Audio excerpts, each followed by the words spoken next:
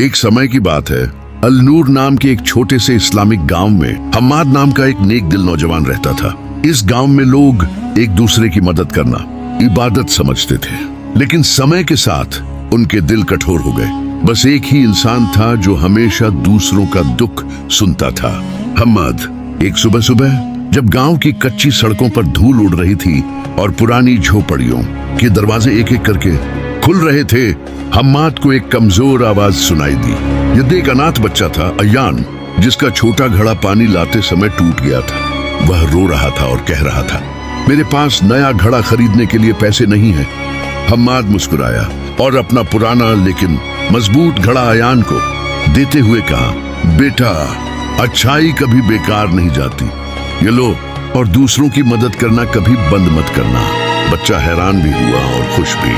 गांव के बुजुर्ग शेख जुबैर दूर से यह नजारा देख रहे थे। वह हम्माद के पास आए और बोले, बेटा, कभी ये मत सोचना कि अच्छाई कोई कमजोर काम है। अल्लाह के यहाँ कोई भी अच्छा काम बेकार नहीं जाता। हम्माद ने उनकी बात दिल पर ले ली। उसे क्या पता था कि अच्छाई का यह छोटा सा काम एक दिन उसकी जिंदगी बदल देगा। अगले दिन अल-नूर गांव में एक अजीब सी हलचल थी। आसमान काले बादलों से ढका हुआ था और तेज हवाएं बता रही थी कि एक बड़ी परीक्षा आने वाली है। गांव के बुजुर्ग शेख जुबैर ने सबको इकट्ठा किया और कहा, लगता है बारिश के साथ बाढ़ आ सकती है। सब लोग अपना ख्याल रखना और एक दूसरे की मदद करना। हम्माद ने यह सुना तो वह तुरंत अपनी बूढ़ी माँ को सुरक्षित जगह पर ले जाने के लिए घर भागा। रास्ते में उसे अचानक एक चीख सुनाई दी। ये वही अयान था। पानी के तेज झोंके उसकी झोपड़ी में घुस रहे थे। बारिश ने उसके सारे कपड़े, किताबें और अनाज बहा दिए थे।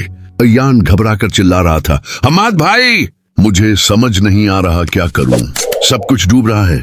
हम्माद ने बिना एक पल सोचे उसे अपनी सुरक्षा में ले लिया। डरो मत बेटा, अल्लाह ने हमें एक दूसरे के लिए बनाया है। फिर उसने अयान को उठाया और अपनी झोपड़ी में ले गया। रास्ते में जोरदार बारिश हो रही थी, मिट्टी के घर भर गए थे और हर तरफ भाग दौड़ मची हुई थी। जब वह घर पहुंचा तो शेख जुबैर पहले से ही वहां था। उसने हम्माद की तरफ देखा और कहा, हर अच्छे काम का इनाम होता है और हर इम्तिहान का एक मकसद होता है। हम्माद थका हुआ था, लेकिन उसका दिल खुश था कि उसने किसी की मदद की है।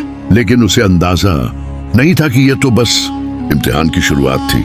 असली इम्तिहान तो अभी बाकी था। रात हो चुकी थी, बारिश रुक गई थी, लेकिन गांव में पानी अभी भी जमा हो रहा था।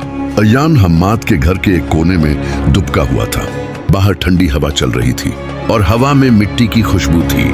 शेख जुबैर ने हम्माद से कहा, बेटा, अल्लाह ने तुम्हें अच्छा करने का मौका दिया है, लेकिन याद रखना, असली इम्तिहान अभी बाकी है।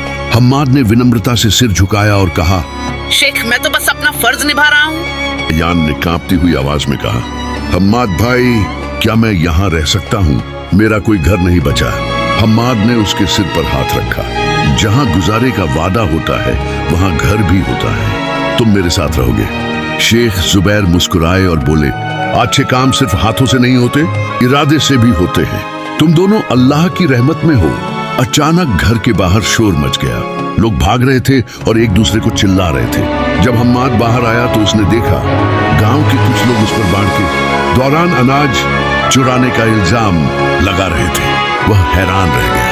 एक गांव वाला चिल्लाया, हम्माद के घर में इतना अनाज कैसे है? उसने जरूर किसी और का अनाज चुरा लिया होगा। हम्माद ने हैरानी से कहा, मैंने कुछ नहीं चुराया। लेकिन भीड़ किसी की सुनने को तैयार नहीं थी। अयान डर गया और पीछे हट गया। शेख जुबैर आगे बढ़ा और ऊंची आवाज में बोला, सबूत लाओ, हमें इल्जाम के लिए सबूत चाहिए।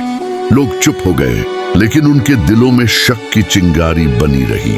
हम्माद ने चुपचाप आसमान की तरफ देखा और अपने दिल में कहा, मैंने तो अच्छा ही किया। यह आजमाइश क्यों? रात गहरी थी, हवा में ठंडक थी। जायद 30 साल का जवान, गहरी दाढ़ी, सफेद अम्मा, कदीम चादर, अपने छोटे घर की तरफ बढ़ रहा था। अचानक उसे दूर से अयान का चेहरा नजर आया, वही मुसाफिर जिसकी जैद ने मदद की थी। अयान ने जैद को देखकर मुस्कुराया, भाई, मैं वापस आपके शुक्रिया में आया। आपने जो नेकी की थी वो मैं कभी नहीं भूल सकता। जैद ने बालों से पूछा, मगर तुम तो अपनी राह पर चलाए गए थे। अयान ने अपनी पोटली खोली, जिसमें एक पुराना नक्श का परचम और सुनहरी सिकाई की थैली बंद थी। जायद, मैं असल में एक ताजिर का बेटा हूँ। मुझ पर चोरों ने हमला किया, माल छीन लिया। तुम्हारी मदद ने मेरी जान बचाई। यह तुम्हारा हक है। जैद ने फौरन हाथ पीछे किया। नहीं भाई, नेकी कभी बदले के लिए नहीं जाती। अय्यान की आंखों में आंसू आ गए। मगर जो तुमने किया, उसने मुझे सिखाया कि इंसानियत अब भी जिंदा है। उस वक्त जैद का छोटा भाई हमद, उम्र 14, दौड़े हुए आया। भाई, अम्मी की तबीयत फिर खराब हो गई है। जैद का दिल फट गया। वो फौरन घर की तरफ दौड़ पर। अय्यान भी उसके साथ हो लिया। घर का मंजर पुरसुकून, लेकिन परेशान कौन था? जैद की माँ, उम्र 25, झुर्रियों वाला चेहरा, पुराने स्टाइल का दुपट्टा, सांस लेने में तकलीफ महसूस कर रही थी। जद ने बेचैनी से कहा, हमीद, हकीम को बुलाना जल्दी। हमद भाग गया। अयान ने जमीन पर बैठकर कहा, जायद, मुझे कुछ समझ आ गया है। शायद अल्लाह ने मुझे यहाँ वापस किसी वजह से भेजा है। अयान ने अपनी थैली उठाई और जैद का हाथ पकड़कर उसमें सिक्के रख दिए। ये लो, इनसे दवा और इलाज हो जाएगा। इसे इनकार मत करना। ये सदका नहीं, ये तुम्हारी नेकी का फल है। जैद की आंखों से आंसू बहने लगे। अल्लाह तुम्हें बेहतर अजर दे। हकीम आया, इलाज शुरू हुआ। माँ की सांस बेहतर होने लगी। घर में सुकून लौट आया। जैद दिल ही दिल में सोच रहा था, वाकई नेकी कभी जाया नहीं जाती। अल्लाह किस न किस की जरूरत वापस कर देता है। अयान ने रुखसत होते हुए कहा, जैद, एक दिन तुम्हारी ये कहानी लोगों को बताने लायक होगी, ताकि सब जान सकें कि इंसानियत सबसे बड़ी दौलत है। कैमरा जुम आउट होता है। पुरानी गांव की रात, मिट्टी की गलियां, चांद की रोशनी और नैरेटर की आवाज बुलंद होती है। इसी के लिए जमाना कितना भी बदल जाए, नेकी का सिलाह कभी जाया नहीं होता। अगले दिन सुबह गांव की हवा खुशबू से महक रही थी। जैद अपनी चारपाई के पास बैठा माँ की बेहतर तबीयत देखकर सुकून महसूस कर रहा था। मिट्टी का पुराना घर, छत पर लटके हुए मिट्टी के दिए, सब कुछ आज अजीब सी रोशनी से चमक रहा था। जैद ने चुप कर दुआ की, या अल्लाह, जिस तरह तूने अयान को मेरे लिए वसीला बनाया, मुझे भी लोगों के लिए रहमत बनाए रख। दोपहर के वक्त दरवाजे पर जोर का दस्तक हुआ। हमद 14 भाग कर गया और वापस लौटा तो उसकी आंखों में बाल थे। भाई, बाहर दो अजीब लोग खा रहे हैं। उनके पास घोड़े भी हैं। जैद ने बाहर जाकर देखा तो दो सुनहरी लिबास में लिपटे हुए सौदागर खा रहे थे। उनके साथ कुछ नोकझोंक भी थे। उन्होंने आदाब किया। हम अयान के वालिद शेख अब्दुल रहीम के आदमी हैं। जैद का दिल धक धक करने लगा। उन सौदागरों ने जैद को एक मोहर लगी लकड़ी की संदूकची दी। अयान ने आपकी नेकी का जिक्र अपने वालिद से किया और उन्होंने फरमाया कि ये हदिया कबूल फरमाए। जैद ने संदूकची खोली। अंदर कदीम नक्शो निगार से सजा एक परचम और कुछ चांदी के सिक्के थे, लेकिन साथ एक छोटा सा खत भी था। जायद भाई, तुम्हारी वफा और ईमानदारी ने हमें बाल कर दिया। ये छोटा सा तोहफा तुम्हारी मदद के लिए भेजा जा रहा है। अल्लाह तुम्हारी माँ को सेहत और तुम्हें इज्जत दे। अयान। जैद ने संदूकची अपने से लिपटा ली। उसकी आंखों में आंसू भर आए। लेकिन उस वक्त एक और मसला सामने आया। हमद दौड़ता हुआ आया। भाई, हमारा पुराना कुआं टूट रहा है। अगर गिर गया तो पानी का सारा जखीरा खत्म हो जाएगा। गांव के लोग भी परेशान हो गए। जायद ने घबराकर कहा, यह तो हमारी जिंदगी का मसला है। आयन का दिया हुआ हदिया जैद के हाथ में चमका। जायद ने गहरी सांस ली और कहा, शायद अल्लाह चाहता है कि मैं इस पैसे को सही जगह इस्तेमाल करूं। जायद ने फौरन सौदागरों को रोका।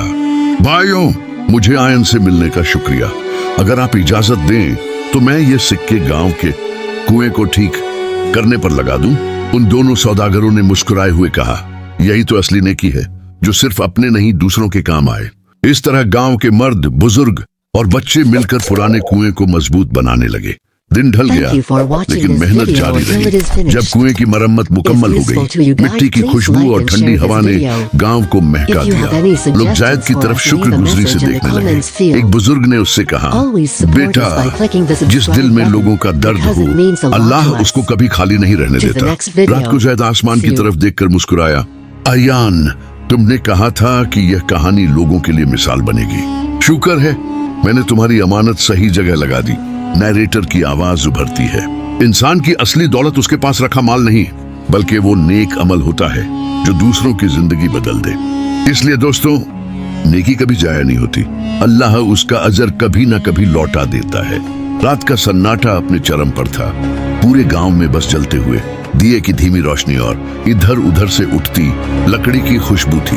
अपनी थकान के बावजूद गांव वाले चेहरे पर शांति लिए घर लौट रहे थे, क्योंकि आज उनके गांव का पुराना कुआं, जो पीढ़ियों से जीवन की निशानी था, फिर से भर गया था। जद अपने घर के बाहर खड़ा आसमान की ओर देख रहा था। ठंडी हवा उसकी सफेद पगड़ी को धीरे धीरे हिला रही थी। उसके दिल में एक अजीब सी रोशनी थी, जैसे कोई बोझ उतर गया हो। उसी पल हम्माद दौड़ता हुआ आया और धीमी आवाज में बोला, भाई जैद, पूरा गांव तुम्हारे लिए दुआ कर रहा है। लोग कहते हैं कि अल्लाह ने तुम्हारे जरिए हमारी प्यास बुझाई।